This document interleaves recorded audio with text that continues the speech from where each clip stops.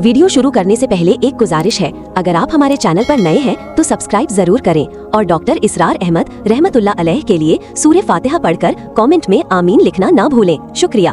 देखो, रोजे में तुम सुबह से शाम तक हलाल चीज भी नहीं खाओगे, पानी भी नहीं पियोगे। अब तो रमजान जो आता रहा है, अब सर्दियों में पता ही नहीं चलता रोजा क्या होता है क्या नहीं होता, लेकिन अब आ रहा है रफ्ता रफ्ता। बहरहाल वो तो आता है, हर 30-33 वर्ष के बाद लाजिमन वो साइकिल मुकम्मल हो जाता है। फिर आएगा मई का महीना, मई का रोजा। हलक खुश, आप दफ्तर से आए हैं तो जबान बाहर निकलने को आ रही है खुशकी की वजह से, प्यास शदीद है, घर में दाखिल हुए हैं, फ्रिज में रखा हुआ ठंडा पानी भी है, मशरूब भी है, नहीं पी सकते, अल्लाह की इजाजत नहीं। भूख लगी हुई है, खा नहीं सकते, बेहतरीन खाने हैं, नहीं खाना, अल्लाह की इजाजत नहीं है। ये किस लिए है कि तुमने एक महीने सुबह से शाम तक हलाल चीज भी नहीं खाई, हलाल मशरूब नहीं पिया, तो बकिया 11 महीने हराम से तो बचो। ये इस्तेदाद पैदा करने के लिए रोजा। या अय्युहल्लज़ीना आमनू कुतिबा अलैकुमुस्सियामु कमा कुतिबा अलल्लज़ीना मिन क़ब्लिकुम लअल्लकुम तत्तक़ून, ताकि तुम्हारे अंदर तक़वा पैदा हो जाए। माल की मोहब्बत को दिल से निकालने के लिए ज़कात दो, सदक़ात दो, इंफाक करो, निकालो इस माल को, निकालो। जितना ये माल निकलेगा उतना ही दिल के अंदर से माल की मोहब्बत कम। और ये सारी चीजें हज में जमा करती, खर्च भी होता है। एहराम के अंदर पाबंदियां भी है, एहराम की हालत में ज़रो शौक का ताल्लुक नहीं हो सकता बीवी और शौहर का। इसी तरीके से आप बाल नहीं तोड़ सकते अपना। और फिर यह है कि उसके अंदर जिक्र भी है, तलबिया भी है, लब्बैक अल्लाहुम्मा लब्बैक, लब्बैक ला शरीका लक लब्बैक, इन्नल हम्द वन निअमत लक वल मुल्क ला शरीका लक। ये तराना जो है हम्द का और तराना तौहीद वहां पर पढ़ा जा रहा है। तो क्या मतलब बात समझ में आई? ये 4 इबादत इसलिए दी है कि वो बड़ी इबादत हम कर सके, कि हमसे कहीं अल्लाह के किसी हुक्म के खिलाफ कोई हरकत सरजद ना हो जाए। हर वक्त हमा तन, हमा वक्त, हमा वजूद अल्लाह की बंदगी, अल्लाह की इताअत। अब तीसरा नुक्ता जरा कड़वा है। अब तक की बातें तो आपको अच्छी लगी होंगी, अब कड़वी बात है। ये इताअत अल्लाह को मतलूब है, कुल्ली इताअत, जिसे आप कहते हैं ना पैकेज डील। भाई ये मामला इस तरह नहीं होगा, ये पैकेज है, टेक इट और लीव इट। अल्लाह कहता है या मेरी इताअत करो तो हमा तंग करो, हमा वक्त करो। ये नहीं कि कुछ मेरी इताअत कर ली, कुछ नफ्स की इताअत कर ली, कुछ किसी और की अपनी बिरादरी के रिवाज की इताअत कर ली। नहीं, ये 20%, 30%, 33%, 50% ये इताअत मुझे कबूल नहीं है। मेरे वहां तो कबूल होगी हमा तंग, हमा वक्त, हमा वजूद, कामिल इताअत। अगर तुमने रविश ये इख्तियार कर ली कि कुछ हुक्म माने कुछ नहीं माने, ये बड़ी तल्ख आयत है। मेरे नजदीक कुरान मजीद में मुसलमानों से खिताब करके इससे ज्यादा सख्त कोई आयत नहीं है। अफतुमिनूना बिबाज़िल किताब व तकफुरूना बिबाज़, क्या तुम हमारी किताब शरीयत के बाज़ हिस्से को मानते और बात को नहीं मानते? नमाज का हुक्म किसने दिया? मैंने। नमाज तुम पढ़ते हो। सूद की हुर्मत का हुक्म किसका है? मेरा है, और उसे तुम छोड़ने को तैयार नहीं हो। क्या ये मेरा हुक्म नहीं है? अगर मेरा हुक्म नहीं माने तो नमाज काहे के लिए आते हो पढ़ने के लिए? तुम्हारी नमाज तुम्हारे मुंह पर देकर मारी जाएगी, तुम्हारा हज तुम्हारे मुंह पर देकर मारा जाएगा अगर हराम की कमाई से तुमने हज किया। माले हलाल से हज हो वो हज मबरूर होता है। हज मबरूर वो है जो अल्लाह के यहां हज कबूल हो जाए। आपकी दुआएं क्यों नहीं कबूल होती? याद कीजिए 1971, बहुत से लोगों को याद होगा, जब मशरकी पाकिस्तान में जंग हो रही थी तो कितनी दुआएं कुनूत नाज़िला मस्जिदों में पढ़ी गई हैं। ऐ अल्लाह मदद कर, ऐ अल्लाह इन काफिरों को तहस-नहस कर दे, अल्लाहुम्मा शद्दिद शमलहुम, अल्लाहुम्मा मज़्ज़िक़ जमअहुम, अल्लाहुम्मा दब्बिर दियारहुम। लेकिन अल्लाह ने एक नहीं सुनी, सुनी नहीं सुनी। तुम्हारा मुंह ही नहीं है मुझसे बात करने का। तुमने मेरा दीन कायम किया है तो मेरे अहकाम पर चलते हो, अगर नहीं तो तुम्हारा क्या हक है कि तुम मुझसे दुआ मांगो? कुल या अहलल किताब लस्तुम अला शैइन हत्ता तुकीमुत तौरात वल इंजील वमा उन्ज़िला इलैकुम मिन रब्बिकुम। ऐ नबी कह दीजिए, ऐ यहूदियों, ऐ नसरानियों, या अहले किताब, तुम्हारा कोई, तुम्हारी पोजीशन ही नहीं है हमारी निगाहों में जब तक कि तुम तौरात को नाफिज न करो, इंजील को नाफिज न करो, और भी जो कुछ हमने नाज़िल किया उस सबको नाफिज न करो, उस वक्त तक तुम्हारी कोई हैसियत ही नहीं। You have no ground under your feet, तुम्हारे पांव तले जमीन ही नहीं है। क्या दुआएं करते हो हमसे? किस मुंह से दुआ करते हो? अब इसी लफ्ज को जरा सा बदल कर पढ़ लीजिए। अल्लाह का कानून तो बदलता नहीं है कि अहले किताब के लिए कानून कुछ और हो اور امت مسلمہ کے لیے کچھ اور ہو؟ نہیں. پڑھیے ذرا سا لفظ بدلیے. قل یا اہل القرآن لستم علی شیء حتی تقیموا القرآن وما انزل الیکم من ربکم. اے نبی کہہ دیجئے اے قرآن والو، تمہاری کوئی حیثیت نہیں، کوئی حقیقت نہیں، ہماری نگاہوں میں کوئی وقت تمہاری نہیں جب تک کہ تم قرآن کو قائم نہیں. اور جو کچھ ہم نے نازل کیا یعنی حضور پر وحی جدید کے علاوہ وحی خفی بھی نازل ہوتی جو احادیث کے شکل میں ہمارے پاس ہے. تو قرآن بھی ہم نے نازل کیا، تو قرآن نازل کیا اس کو نازل کرو، اور سنت رسول بھی ہم نے نازل کی ہے اس کو بھی اطاعت کرو، اس کو مانو، اس کی پیروی کرو. اچھا اگر یہ نہیں کرو گے اس کی سزا کیا ہے؟ افتؤمنون ببعض الکتاب وتکفرون ببعض. کیا تم ہماری شریعت اور کتاب کے ایک حصے کو مانتے اور ایک کو نہیں مانتے؟ ایک حکم سر آنکھوں پر، ایک حکم پاؤں تلے رونق دیتے ہو. فما جزاء من يفعل ذلك منكم. تو کوئی سزا نہیں ہے ان کی جو یہ حرکت کریں گے تم میں سے، الا خزي في الحیات الدنیا، سوائے اس کے کہ دنیا کی زندگی میں ذلیل و خوار کر دیے جاؤ. ویوم القیامت یردون الی اشد العذاب، اور قیامت کے دن شدید ترین عذاب میں جھونک دیے جاؤ. وما اللہ بغافل عما تعملون. جو کچھ تم کر رہے ہو اس کی حقیقت سے اللہ ناواقف نہیں ہے، بے خبر نہیں ہے. تم آئے ہو حج کرنے، داڑھی لمبی ہے تمہاری، اللہ کو معلوم ہے حرام کی کمائی سے حج کرنے آئے، حرام کی کمائی سے عمرہ کرنے آئے. تم نے مسجد تو بڑی شاندار بنوا دی، تمہارا کاروبار تو حرام کا ہے، سٹے اور جوئے کے اوپر کاروبار کر رہے ہو، بینک سے سودی قرضہ لے کر کاروبار کر رہے ہو. مسجد بنانے کا کیا تمہیں ثواب ملے گا؟ اللہ تعالیٰ کو تو نفقات جو ہے، صدقات و نفقات صرف وہ قبول ہے جو پاک اور حلال کمائی سے ہو. حرام کی کمائی سے تم نے کچھ بھی لٹا دیا ہو، اللہ کو ایک ڈھیرے کی اس کی قدرت نہیں ہوتی. اب اس میں دو سزائیں بیان کی ہیں. فما جزاء من يفعل ذلك منكم الا خزي في الحیات الدنیا. تم میں سے جو کوئی بھی یہ حرکت کرے گا کہ دین کے ایک حصے پر عمل ایک پر نہیں، اس کی سزا اس کے سوا کچھ نہیں ہے کہ دنیا کی زندگی میں ذلیل و خوار کر دیے جائیں. یہ تو نقد ہے جو دنیا میں ملتا ہے، اور آخرت میں جو سزا ملے گی وہ یوم القیامت یردون الی اشد العذاب، اور قیامت کے دن شدید ترین عذاب میں جھونک دیے جاؤ. اب آپ دیکھیے پہلا عذاب تو ہماری نگاہوں کے سامنے ہے، ہمارے ماتھے پر لکھا ہوا ہے. آج ہم بعض لوگوں کے نزدیک 150 کروڑ انسان ہیں مسلمان، ہر چوتھا انسان مسلمان ہے. کم سے کم 125 کروڑ تو ہے ہی ہے، گویا کہ ہر پانچواں انسان مسلمان ہے. کتنا بڑا علاقہ ہمارے قدموں تلے ہے. جائیے ادھر انڈونیشیا کے دور درازوں سے چلیے، جو جزیرے ہیں ان سے، اور چلے جائیے موریتانیہ تک، سالڈ علاقہ ہے مسلمانوں کا. بیچ میں آپ سوچیں کہ ہندوستان بھی تو آ گیا، وہ مسلمانوں کا نہیں. 20 کروڑ مسلمان ہیں ہندوستان کے اندر. آج بھی دنیا میں سب سے بڑی آبادی کسی ملک میں جو ہے وہ ہندوستان میں ہے مسلمانوں. اللہ تعالیٰ نے ہر طرح کی نعمت دی ہے، ہر طرح کی معدنیات ہمارے پاس، ہر طرح کی نباتات. سب سے بڑھ کر آج کی دنیا کی قیمتی ترین شے تیل کا سب سے بڑا ذخیرہ یا ذخیرے مسلمانوں کے قدموں تلے. اس سب کے باوجود کیا مسلمانوں کی عزت ہے کوئی دنیا میں؟ کوئی حیثیت ہے؟ بین الاقوامی مسائل میں کوئی آپ سے مشورہ کرتا ہے؟ کسٹمی پرسد کے بھیا کس کی تم ہو کون؟ تمہیں کون پوچھے گا؟ ہم تو G7 بیٹھیں گے، G8 آ جائیں گے، G13 آ جائیں گے، G15 ہوں گے، اور کوئی مسلمان ملک نہ G7 میں، نہ G15 میں، نہ 3 میں، نہ 13 میں، کہیں نہیں. اور اب جو توسیع کرنے جا رہے ہیں سیکورٹی کونسل کے اندر نئی سیٹ کس کو ملے گی؟ سعودی عرب نے حال ہی میں کہا یہ مسلمانوں کا حصہ ہے. کیسے حصہ ہے مسلمانوں کا؟ تمہاری عزت، تمہارا دھیلے کی عزت ہے دنیا میں کہیں؟ تم تو اپنے معاملات نہیں سنبھال سکتے، تم نے دنیا کا معاملہ کیا درست کرنا؟ تم تو ہمارے ہاتھ بکے ہوئے ہو. پاکستان ہماری جیب میں پڑا ہوا ہے، سعودی عرب جو ہے وہ تو نامعلوم کب سے ہماری جیب میں ہے. تمہاری حیثیت کیا ہے؟ تم ہو کون؟ وہ ملے گی سیٹ اگر تو بھارت کو ملے گی، پاکستان کو ملنے کا کوئی سوال نہیں. تو یہ عزت کیوں آ گئی؟ کیوں نہ رہی ہماری؟ یہ ذلت کیوں آ گئی؟ فرمایا خزي في الحیات الدنیا، دنیا کی زندگی میں رسوائی، بے عزتی. ایک تو سزا یہ ہے جو آج ہم پر ہے. آج دیکھیے دنیا میں جہاں خون بہتا ہے مسلمان کا، 50 سال سے زیادہ ہو گئے ہیں کہ فلسطین میں مسلمانوں کا خون بہ رہا ہے. کتنے سال ہو چکے؟ 30 سال کے قریب ہونے کو آئے کہ کشمیر میں خون بہ رہا. روزانہ آپ کے اخبار میں لکھا ہوتا ہے آج 8 اور شہید ہو گئے، آج 15 اور شہید ہو گئے، آج 10 اور شہید ہو گئے. یہ ٹی وی پر بھی آپ دیکھتے، بنادر بھی دیکھتے.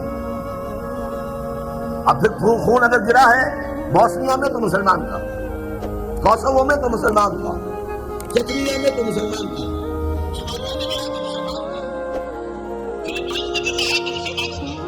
تھائی لینڈ میں بھی شروع ہو گیا تو مسلمان کا.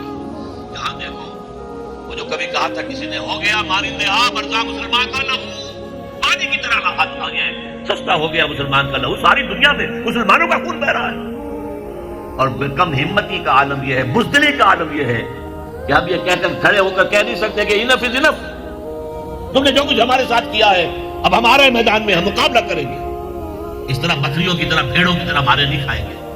ہے کسی ملک میں یہ طاقت ہے یہ کہہ دے؟ ہاں بیچارے کچھ جانے وہ اپنی جان دے کر اپنا سوسائڈ بمبنگ سے اپنے آپ کو اڑا کے 8-10 کو اور اڑا لیتے بس، اور کیا. لیکن وہاں تو بمبارڈمنٹس ہوتی تھی.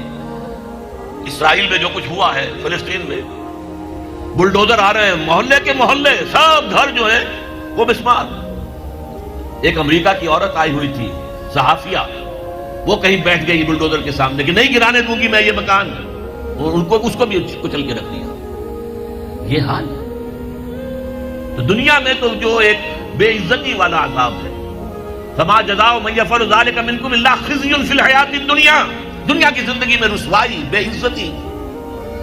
اب یوم القیامہ جو ہے مستحق تو ہم اسی کے ہو چکے ہیں کہ شدید ترین عذاب میں جھونک دیے جائیں. وَيَوْمَ الْقِيَامَةِ يُرَدُّونَ إِلَىٰ أَشَدِّ الْعَذَابِ. لیکن اللہ کی رحمت اس سے امید ہے بخش دے ہمیں. اللہ کی رحمت جو ہے ہمیں اپنے سائے میں لے لے تو بات دوسری ہے، ورنہ مستحق تو ہم اس کے ہو چکے ہیں. کیوں؟ تم مسلمان کہلاتے ہو. اور ذرا سنیے، تم نے پاکستان بنایا اسلام کے نام پر، کہاں ہے وہ اسلام؟ میرا حکم ہے کہ چور کا ہاتھ کاٹو، تم کاٹتے ہو.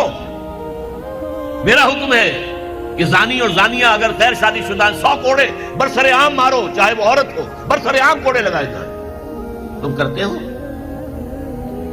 میں نے کہا اگر سود نہیں چھوڑو گے تو اعلان جنگ ہے میری طرف سے. فَاعْلَنُوا بِحَرْبٍ مِّنَ اللَّهِ وَرَسُولِهِ، اللہ اس کے رسول کی طرف سے اعلان جنگ ہے، الٹیمیٹم ہے. تم چھوڑتے ہو سود کو. تمہاری تو ساری معیشت جو ہے اس کا تانا بانا سود اور جوئے پر ہے. جوئے کا حد تو یہ ہو گیا بسکٹ بیچنا ہو تو اس کے لیے بھی لاٹری چل رہی ہے.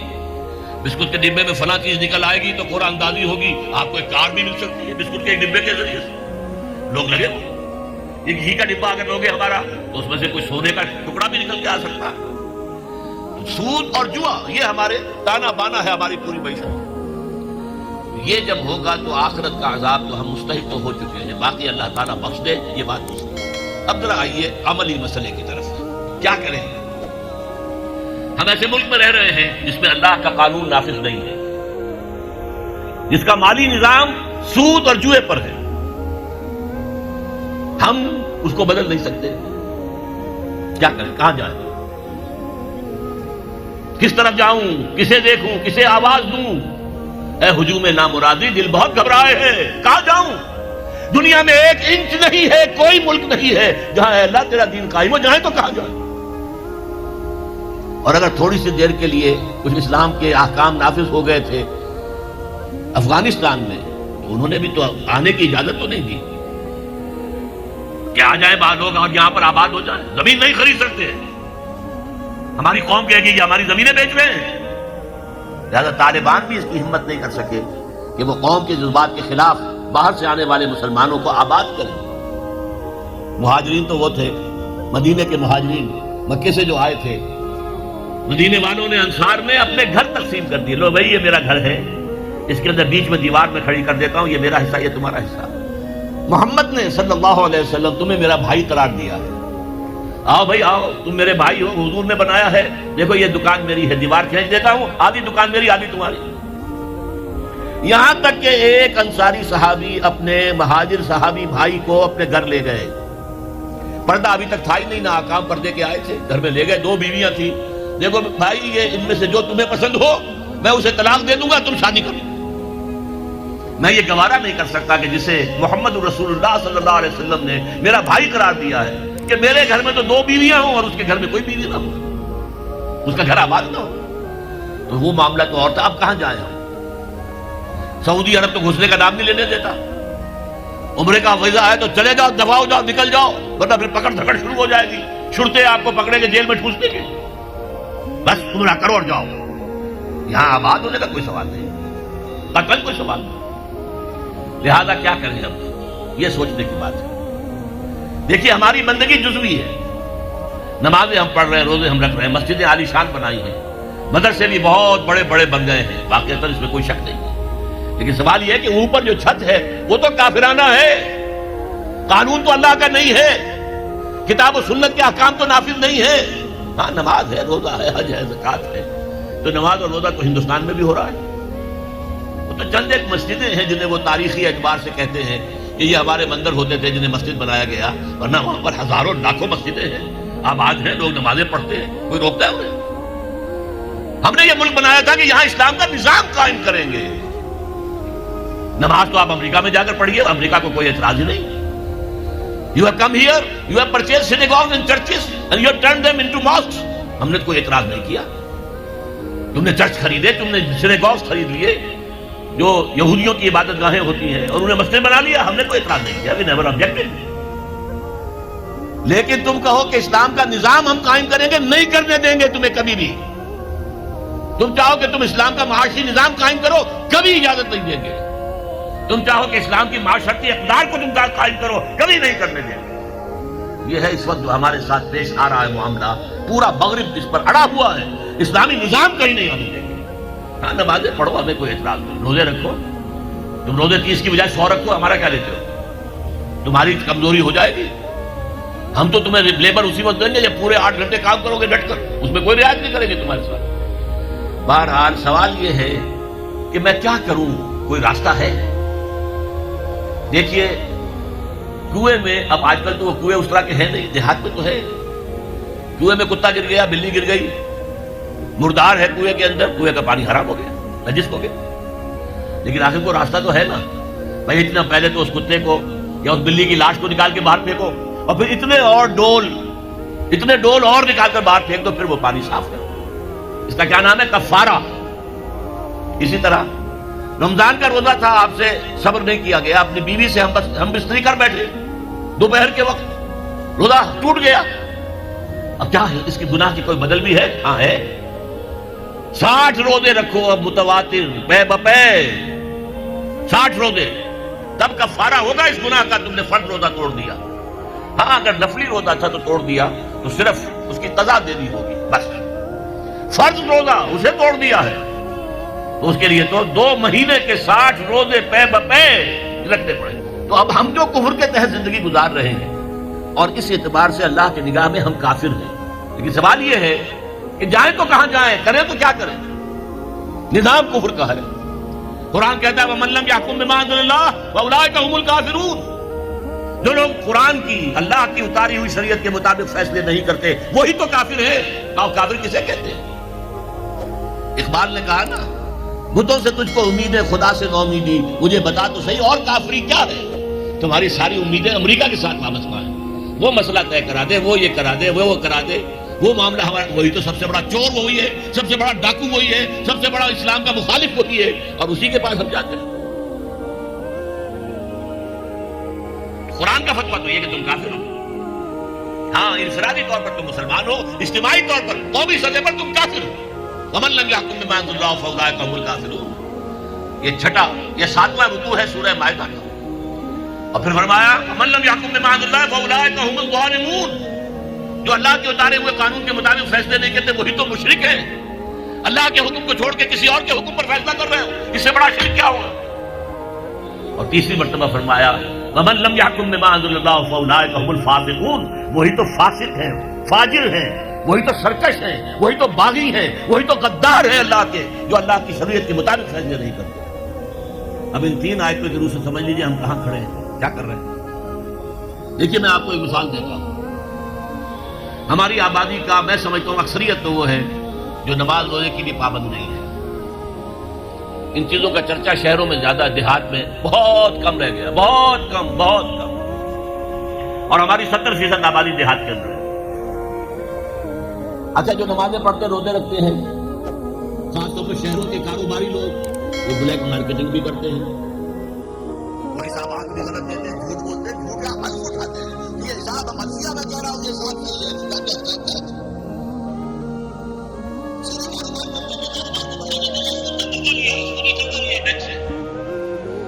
اپنی بلڈنگ بنانے کے لیے بہت بڑی قرضہ لیا ہے بینک سے، تو ان کی عبادت کیا ہوئی؟ وہ اس آیت کے ذہن میں آ گئے کہ نہیں؟ افتؤمنون ببعض الکتاب وتکفرون ببعض فما جزاء من يفعل ذلك منكم الا خزي في الحياة الدنيا ويوم القيامة يردون الى اشد العذاب وما الله بغافل عما تعملون۔ لیکن میں ان کو بھی چھوڑتا ہوں۔ فرض کیجئے ایک شخص ہے، نماز پڑھتا ہے پوری 5 وقتہ مسجد میں، رمضان کے روزے رکھتا ہے، اور بھی اللہ توفیق دیتا ہے ایام 20 کے روزے رکھ لیتا ہے، یا ہفتے میں 2 روزے رکھتا ہے، سوموار کے اور جمعرات کے وغیرہ، زکوٰۃ دیتا ہے، کاروبار بھی سارے حلال کر رہا ہے، حرام نہیں کر رہا، سود میں بھی براہ راست ملوث نہیں ہے، نہ پیسہ سود پہ اوپر بینک میں رکھ کر سود کھایا، نہ سود پر قرضہ لے کر کوئی اپنا کاروبار بڑھایا، نہ کوئی اپنا کارخانہ لگایا، نہ کوئی اپنے بلڈنگ اونچی بنائی، پردہ بھی اس نے اپنے گھر میں بالکل شرعی نافذ کر دیا۔ وہ اس پورے اسلام پر کاربند ہے جس میں وہ کاربند ہو سکتا ہے اس وقت، لیکن وہ اس قوم کا فرد ہے جو قوم اللہ کے فتوے کے مطابق کافر قوم ہے، جو اللہ کے فتوے کے مطابق مشرک قوم ہے، جو اللہ کے فیصلے کے مطابق فاسق و فاجر قوم ہے۔ قوم کے فرد تو ہم اسی کے ہیں۔ چور کا ہاتھ تو نہیں کاٹا جا رہا، ڈاکوؤں کو وہ سزا تو نہیں جا رہی سورہ مائدہ میں جو آئی ہے، ان کے ہاتھ اور پاؤں مقابل سم سے کاٹ دیے جائیں، یا یہ کہ انہیں ملک سے باہر دفع کر دیا جائے، قتلوا تقتیلا، ان کے ٹکڑے کر دیے جائیں۔ ڈاکوؤں کو کوئی سزا ملتی ہے ایسی؟ اب وہ تو پکڑنے کا کیا سوال، پکڑ گئے تو رشوتیں دے کر چھوٹ جائیں گے۔ یہاں تو عدل بھی جو ہے خریدا جا سکتا ہے بڑے آرام سے، اور نہیں تو 4-6 مہینے جیل میں رہ لیں گے۔ وہاں بھی ان کا بڑا راج ہوتا ہے، جو ڈاکو ہوں ان کے اندر ان کی تو ہیبت ہوتی ہے، جیل کے صدر خود ان سے ڈرتے ہیں، ساری چیزیں حرام ان کے پاس وہاں بھی پہنچتی ہیں، جیل کے اندر نکل آئیں گے۔ اللہ اللہ خیر صلی اللہ۔ کہیں شرعی سزا دی گئی کسی ڈاکو کو یہاں؟ کہیں کسی زانی کو؟ اب زانی فرض کیجئے، واقعہ یہ ہے کہ کسی کا بھی جرم زنا ثابت کرنا بہت مشکل کام ہے کہ 4 گواہ موجود ہوں جنہوں نے آنکھوں سے دیکھا ہو۔ یہ جتنے رجم ہوئے حضور کے زمانے میں، وہ ان لوگوں نے خود آ کر کہا ہے اللہ کے رسول ہم سے وہ خطا ہو گئی ہے جس کی سزا رجم ہے، ہمیں پاک کر دیجئے، ہمیں سنسار کر دیجئے۔ حضرت معاذ اسلمی نے اسی طریقے سے اپنے آپ کو پیش کیا، غامدیہ خاتون نے اسی طرح اپنے آپ کو پیش کیا، لیکن جرم ثابت کیسے کیا جائے کسی پر؟ وہ تو اقرار کر رہے ہیں کہ ان کی سزا ہو گئی، رجم ہو گئے، لیکن سوال یہ ہے کہ کوئی عورت حاملہ ہو گئی ہے، اس کا تو ثابت ہو گیا نا کہ زنا کیا اس نے۔ اگر وہ شادی شدہ نہیں ہے تو پھر اس کا حمل جو ہے وہ تو سامنے آ گیا، کیا اس کو کہیں سنسار کیا گیا؟ یا فرض کیجیے بیوہ ہے، اب حمل ہو گیا، اسے کون سا حمل ہوا ہے، حلال کا یا حرام کا؟ اسے کوئی سزا دیتے ہو تم؟ ابھی تو یہ بڑی بحثیں چل رہی ہیں، حدود قوانین جو بنائے گئے تھے وہ بڑی جلدی میں بنائے گئے تھے، کچھ خلا اس میں رہ گئے ہیں، لیکن اصل میں جو لوگ شور مچا رہے ہیں وہ تو وہ ہیں جو کہتے ہیں کہ یہ اسلامی سزائیں وحشیانہ ہیں۔ بے نظیر بھٹو کا کہنا ہے یہ وحشیانہ سزائیں ہیں، اللہ کی دی ہوئی سزائیں وحشیانہ ہیں، معاذ اللہ ثم معاذ اللہ ثم معاذ اللہ، کلمہ کفر ہے۔ اب اس کا کیا علاج ہے ہمارے پاس؟ کیا کریں؟ میری بات کو توجہ سے سنیے، اس نظام باطل کو ذہناً تسلیم مت کرو، اس نظام باطل کی خدمت مت کرو، don't reconcile with it, don't serve it, don't support it. اس نظام کے تحت پھلنے پھولنے دولت مند بننے کی کوشش مت کرو، بلکہ اپنی زندگی کو سکیڑو، اپنی ضروریات کو کم کرو، اپنے آپ کو ذرا آزاد کرو، اپنا وقت جسے تبلیغی بھائی کہتے ہیں تفریغ اوقات، وقت فارغ کرو، تاکہ اس وقت کو تم لگا دو اس نظام کے خلاف جدوجہد میں۔